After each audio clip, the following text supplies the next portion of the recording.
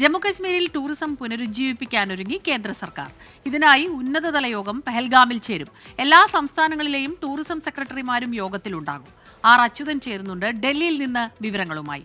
അച്യുതൻ, പതിയെ ഈ ടൂറിസം മേഖല, അവിടുത്തെ ടൂറിസം മേഖല അങ്ങനെ ഉണർന്നു വരുന്നു എന്ന് വേണം മനസ്സിലാക്കാൻ. ഇതിപ്പോൾ ഈ യോഗത്തിൽ എന്തെല്ലാം കാര്യങ്ങൾ തീരുമാനിക്കും, ആരെല്ലാം പങ്കെടുക്കും?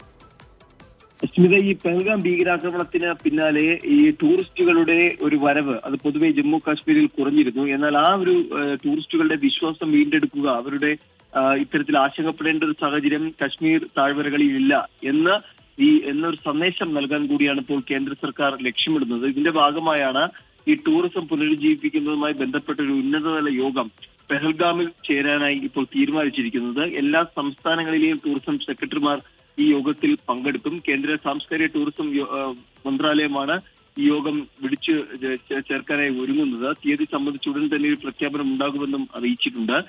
കശ്മീരിൽ വിനോദസഞ്ചാരികൾ സുരക്ഷിതരാണെന്ന സന്ദേശം ഈ യോഗത്തിലൂടെ നൽകുക എന്നതാണ് ലക്ഷ്യമിടുന്നത്.